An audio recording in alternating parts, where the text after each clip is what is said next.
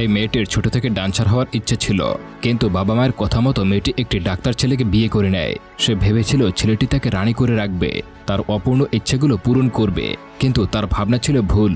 বিয়ের পর শ্বশুরবাড়ির লোকজন তার সাথে কাজের মেয়ের মতো আচরণ করতে শুরু করে। কাজ করতে করতে সে হাঁপিয়ে ওঠে, এমনকি সে তার স্বপ্ন ভুলে যেতে বসেছে। এখন দেখার বিষয় হচ্ছে সে কি তার স্বপ্ন বাস্তবায়ন করতে পারে, আর এই শ্বশুরবাড়ির গণ্ডি কিভাবে সে পেরোতে পারে। তো বন্ধুরা, বেশি কথা না বলে চলুন সরাসরি মুভির গল্পটা শুরু করা যাক। সিনেমার শুরুতে আমরা রেচা নামের একটি মেয়েকে দেখতে পাই, যার নাচের প্রতি রয়েছে অকৃত্রিম ভালোবাসা। তার একটা ডান্স ক্লাব রয়েছে, সে এটিকে তার ক্যারিয়ার হিসেবে বেছে নিতে চায়, কিন্তু তার পরিবার চায় সে বিয়ে করুক, সুখে শান্তিতে সংসার করুক। ফলে তাকে দেখতে আসে এক ডাক্তার ছেলে। এই ছেলেটির নাম হলো দিবাকর। দিবাকর আর রিচার মধ্যে অনেক কথাবার্তা হয়। এক পর্যায়ে রিচা বুঝতে পারে ছেলেটি একটি ভালো ছেলে, আর এই পর্যায়ে এসে আমরা জানতে পারি দিবাকর একজন স্ত্রী বিশেষজ্ঞ ডাক্তার, অর্থাৎ গাইনোকোলজিস্ট। এরপর ধীরে ধীরে দুজনে একে অপরকে পছন্দ করতে শুরু করে, আর ধুমধাম করে তাদের বিয়ে হয়ে যায়। বিয়ের পর রিচা শ্বশুরবাড়িতে আসে। প্রথম রাতে সে বেশ উত্তেজিত অবস্থায় থাকে, আর দিবাকর তার কাছে আসে, আর সে কোনো রকমের ওয়েট না করে সরাসরি শারীরিক সম্পর্ক তৈরি করে। যদিও রিচার এই বিষয়টা একদমই ভালো লাগে না। পরদিন সকালে রিচা দেখতে পায় বাড়ির সকল কাজ রিচার শাশুড়ি একাই সামলায়, আর তার শাশুড়ি রান্নার প্রতি ছিল ব্যাপক আগ্রহ। যদিও এই পরিবারে মিক্সার ব্যবহার করা নিষেধ ছিল, কারণ রিচার শ্বশুরের বিশ্বাস ছিল যে হাতে পেশা মশলার স্বাদ আলাদাই হয়। রিচা লক্ষ্য করে তাদের বাড়িতে একজন কাজের মহিলা থাকলেও সে হাফবেলা কাজ করে চলে যায়। অন্যদিকে দিবাকর তার বাবা নিজের কোনো কাজ নিজে করে না। একদিন রিচা যখন তার শাশুড়ির কাজে রান্নাঘরে সাহায্য করছিল, তখন দিবাকর তাকে ডেকে তার কাপড় চোপড় খুঁজে দিতে বলে। এটা দেখে সে অবাক হয়ে যায়, আর ভাবে সামান্য কাপড় চোপড়টাও সে নিজে বের করতে পারে না। আর দিবাকরের বাবাও একই রকমের, ওনার পায়ের জুতাটুকু বের করে দিলেই পরবে। এরপর রিচা দেখতে পায় তার বাবা আর তার স্বামী গরম গরম খাবার খেতে পছন্দ করে, আর তারা খেয়ে উঠে গেলে তারপরে সে এবং তার শাশুড়ি খেতে বসে। তখন সে অবাক হয়ে যায়, কারণ টেবিলে এটো থালা বাসন ছিল, আর খাবারও ছিল খুব অল্প, আর তার শাশুড়ি তো একটা থালাতে নিজের খাবার নিয়ে বসে পড়েছে। এদিকে কাজের লোকটিও কিছুদিন ধরে আসছিল না, তাই থালা বাসন মাঝার কাজ রিচাকেই করতে হয়। যাই হোক, একটু পরে রিচার ননদ তার শাশুড়ির কাছে কল করে। আসলে রিচার ননদ ছিল প্রেগনেন্ট অবস্থায়। সে বলে, তুমি বেশ কিছুদিন ধরে এখানে এসে থেকে যাও। প্রথমে তার শাশুড়ি যেতে রাজি হয় না, কিন্তু রিচা বারবার বলছিল, তাই যেতে রাজি হয়, আর নিজের মেয়ের জন্য সুন্দর সুন্দর খাবার রান্নাবান্না করে নিয়ে যায়। এদিকে শাশুড়ির অনুপস্থিতিতে সকল দায়িত্ব এসে পড়ে রিচার উপরে। পরদিন খুব সকালে উঠে ব্রেকফাস্ট তৈরি করছিল, তবে সে মিক্সারে অভ্যস্ত ছিল, তাই হাতে পেশা মশলা তৈরি করতে তার দেরি হচ্ছিল। বাধ্য হয়ে সে মিক্সার ব্যবহার করে, কিন্তু তার শ্বশুর যখন এটা জানতে পারে সে রেগে যায়, আর সে ওই মশলার তরকারি খায় না। ফলে রিচা ওই তরকারি ফেলে দেয়। এরপর দুপুরে খাবারের জন্য আলাদা মেনু তৈরি করা হয়, আর রিচা তা প্রস্তুত করার জন্য তৈরি হয়ে যায়। এবার সে রাইস কুকারে বিরিয়ানি রান্না করছিল, কিন্তু রিচার শ্বশুর রাইস কুকারের বিরিয়ানি রান্না একদমই পছন্দ করতো না। সে মনে করে রাইস কুকারে রান্না করলে বিরিয়ানি পোলার মতো হয়ে যায়, কারণ বিরিয়ানি রান্না করতে অল্প আঁচের প্রয়োজন হয়। এদিকে এইসব করতে করতে রিচা সময় মতো দিবাকরকে খাবারও পাঠাতে পারে না। এতে করে দিবাকর অনেক রেগে যায়। পরবর্তী সিনে দেখা যায় দিবাকর রিচার কাছে আসতো শুধুমাত্র শারীরিক সম্পর্ক করার জন্য, কিন্তু কখনোই তার সঙ্গে ভালোবাসার কোনো কথাই বলতো না, যার ফলে রিচা মানসিকভাবে খুব কষ্ট পাচ্ছিল। রিচা তার শ্বশুরের জন্য বিরিয়ানি রান্না করছিল, ঠিক সেইভাবে যেভাবে তার শ্বশুর বলছিল, কিন্তু সেটাও তার খুব একটা ভালো লাগে না, যার ফলে তার শ্বশুর আর দিবাকর বেশি একটা খায় না। সেই জন্য রাতে অন্য একটা খাবার রান্না করতে বলে। এটা দেখে রিচার খুবই খারাপ লাগে, কারণ এভাবে খাবার বেশি হওয়ায় তারা খায় না, খাবারগুলো সব তাকেই খেতে হয়। এর পরের দিনে রিচার পিরিয়ড শুরু হয়ে যায়। দিবাকর এটা জানতে পারে এবং তাকে বলে, তোমার রান্নাঘরে যাওয়ার দরকার নেই, বরং তাকে বিশ্রাম নিতে বলে। এরপরে রিচা ঘরে বিশ্রাম নেয়। কিছুক্ষণ পর তাদের ঘরে এক নতুন কাজের লোক আসে, আর ঘরে সকল কাজ সামলাতে থাকে। রিচা তাকে জিজ্ঞাসা করে যে অন্য কাজের লোকেরা কেন কাজ করতে আসে না। কাজের মহিলাটি জানায় রিচার শ্বশুর খুব কড়া স্বভাবের এবং তার পরিবারে পূর্বপুরুষের রীতি মেনে চলে, যার ফলে কেউ এখানে কাজ করতে চায় না। কিন্তু রিচা বলে সে এইসব বিশ্বাস করে না। তার পিরিয়ড শুরু হওয়ার কারণে সে বিশ্রাম করে, আর এই সুযোগে সে পুরনো নাচের ভিডিওগুলো দেখতে থাকে।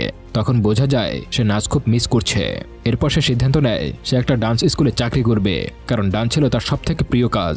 অন্যদিকে দেখা যায় রিচার শ্বশুর আর দিবাকর তার পিরিয়ড শেষ হওয়ার জন্য অপেক্ষা করছে, এবং সে আবারও ঘরের কাজ শুরু করবে, কারণ এই যে কাজের লোক সে রিচার মতো তাদেরকে সেবা করতে পারছে না, আর রিচার মতো একসাথে অনেকগুলো রান্নাও করতে পারতো না, তাই তাদের খুব অসুবিধা হচ্ছিল। এভাবে 5 দিন কেটে যায়। এরপর রিচাকেই সব কাজ সামলাতে হয়।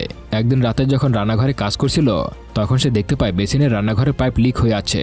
সঙ্গে সঙ্গে দিবাকরকে ডাক দেয় আর বলে সে যেন একজন প্লাম্বারকে ডেকে পাইপটি ঠিক করে নেয়, কারণ এতে করে পুরো ঘর নোংরা হয়ে যায়। কিন্তু দিবাকর সেটা ইগনোর করে। পরদিন সকালে সে তার স্বামী আর শ্বশুরের সঙ্গে চাকরির বিষয়টা শেয়ার করে।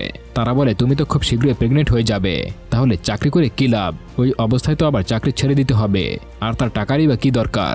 যাই হোক, এরপর তার শ্বশুর তাকে বলে সে যেন কাপড় ওয়াশিং মেশিনে না ধুয়ে হাতে ধোয়ে, কারণ তাতে কাপড় ভালোভাবে পরিষ্কার হয়।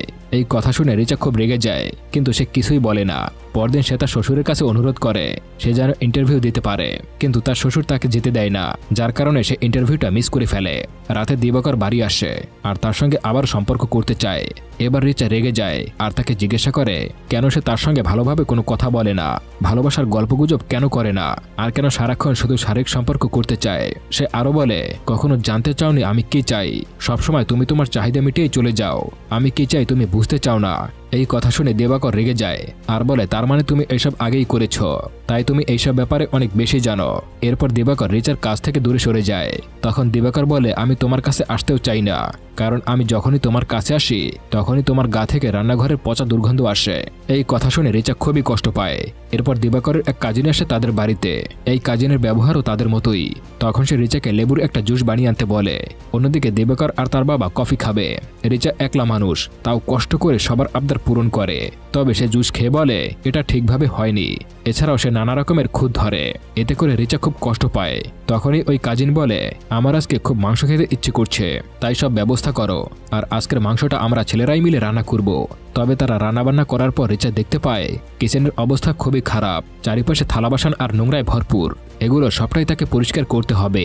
এভাবেই দিন কাটতে থাকে আর রিচা ধীরে ধীরে হাঁপিয়ে ওঠে, কারণ তার জীবন শুধুমাত্র রান্নাঘরে রান্না করা আর বাসন মাজার মধ্যে সীমাবদ্ধ ছিল। আর সে বারবার দিবাকরকে বলে পাইপলাইনটা যেন ঠিক করে দেয়, কিন্তু সে আর করে না। তাই যেখানে পানি পড়ে রিচা ওখানে একটা বালতি বসিয়ে দেয়। এদিকে দিবাকরের পিসি আসে রিচাকে সাহায্য করার জন্য, কিন্তু তার ব্যবহারও এদের মতোই। এদিকে রিচা উপবাস থেকেও সবার জন্য রান্না করছিল। তখন তার পিসিরও উপবাস চলছিল, কিন্তু সে খুব অসুস্থ হয়ে পড়ছিল। তাই রিচা তাকে ওষুধ এনে দেয় আর সে রিচাকে বকাঝকা করে আর বলে আজকালকার মেয়েরা সহ্য করতে পারে না, আর এইটুকু শরীর খারাপে আমার কিছুই হবে না। যাই হোক, সারাদিন উপবাস থাকার পর রাতে দিবাকর তার কাছে আসে আর তাকে বলে তার পুরনো ডান্স ভিডিওগুলো ডিলিট করে ফেলতে, কিন্তু রিচা এতে রাজি হয় না, কারণ ওই ভিডিওগুলো ছিল তার কাছে অনেক মূল্যবান। তখন দিবাকর তাকে হুমকি দেয় যে যদি ভিডিওগুলো ডিলিট না করো তাহলে এই বাড়িতে থাকতে পারবে না। কিন্তু রিচা তখনই আত্মবিশ্বাসের সঙ্গে বলে তোমার যা খুশি তাই করো, কিন্তু আমি ভিডিও ডিলিট করব না। এই কথা শুনে দিবাকর চলে যায়। আর কয়েকদিন পর রিচার শ্বশুরের জন্মদিনের অনুষ্ঠান পালন করা হয়, যেখানে অনেক অতিথিকে আমন্ত্রণ জানানো হয় আর সমস্ত রান্নাবান্না রিচাকেই করতে হবে। তাই খাবারের মেনু ছিল অনেক। রিচা এসব দেখে বসে পড়ে আর ভাবতে থাকে সে একা একা কিভাবে করবে। এদিকে বাইরে সবাই মদ্যপান করছিল আর তারা রিচাকে নিজের পছন্দ মতো জুস আনতে বলে। এমনিতেই এতগুলো রান্না তাকে একাই করতে হবে, তার উপরে এক একজন মানুষের জন্য এক এক রকমের জুস। রিচা এতে খুবই বিরক্ত হয়ে যায়, কারণ সবাই তাকে এমনভাবে আদেশ দিচ্ছিল যেন সে কোনো হোটেলের রাঁধুনি। এদিকে দিবাকর রিচার উপরে খুবই রেগে যায়, কারণ এখনও সে ভিডিওগুলো ডিলিট করেনি। আর সেই ভিডিওটি দেখে দিবাকরের কাজিন খুব মজা নিচ্ছিল। তাই দিবাকর রিচাকে হুমকি দেয় যে সে যেন দ্রুত তার ভিডিওগুলো ডিলিট করে দেয় এবং সবাইকে ড্রিঙ্কস দেয়, তা না হলে এটার জন্য ভালো হবে না। এটা শুনে রিচা প্রচণ্ড রেগে যায়। আর তখন সে দেখতে পায় বেসিনের পাইপ থেকে অনেক জল একটা বালতিতে জমা হয়েছে। রিচা সেই জল নিয়ে অতিথিদেরকে দেয়। যখন দিবাকর এটি জানতে পারে তখন রেগে গিয়ে রান্নাঘরে আসে, কিন্তু রিচা তার উপরে সেই জল ছুঁড়ে মারে এবং রাগের মাথায় গাড়ি নিয়ে সেখান থেকে চলে যায়। এরপরে রিচা তার মায়ের কাছে চলে যায় এবং তার মাকে সবকিছু খুলে বলে। তখন তার মা তাকে বলে এত ছোট ব্যাপারে তোমার বাড়ি চলে আসা উচিত হয়নি, তুমি দিবাকরকে ফোন করে ছড়ি বলো। তখন রিচার ভাই ঘরে আসে আর রিচার মা তাকে বলে তুমি ঘরে গিয়ে জল খেয়ে নাও এবং তোমার ভাইয়ের জন্য এক গ্লাস জল নিয়ে আসো। এই কথা শুনে রিচা প্রচণ্ড রেগে যায় আর বলে আমার ভাই নিজে জল নিতে পারে না, তোমাদের মতো মানুষের কারণেই ছেলেদের মধ্যে এই বাজে অভ্যাস তৈরি হয়ে যায়। তোমরা কেউ চাও না মেয়েরা একটি বাড়ির বউ হোক, বরং এটা চাও যে 24 ঘন্টা কাজের লোকের মতো সেবা করবে। এরপর কিছুদিন কেটে যায়। আমরা দেখতে পাই দিবাকর দ্বিতীয় বিয়ে করেছে। সে তার দ্বিতীয় স্ত্রীকে সেভাবেই ব্যবহার করছে, একজন স্ত্রী হিসেবে নয়, বরং একজন কাজের লোকের মতো শুধু ব্যবহার করতে চায়। সে ঘর সামলাবে এবং সন্তান জন্ম দিবে। অন্যদিকে দেখা যায় রিচাও আবার তার নাচের গ্রুপ শুরু করেছে আর সেখানে সে নাচতে শুরু করে। আর এই কারণে সে খুব খুশি হয়ে যায়, কারণ শেষ পর্যন্ত সে নিজের স্বপ্নটা পূরণ করতে পেরেছে। আর এভাবেই সিনেমাটা শেষ হয়ে যায়। তো বন্ধুরা, আজকের গল্পটা কেমন লেগেছে অবশ্যই কমেন্ট করে জানাবেন। বরাবরের মতো ভিডিওটি ভালো লাগলে চ্যানেলটি সাবস্ক্রাইব করবেন।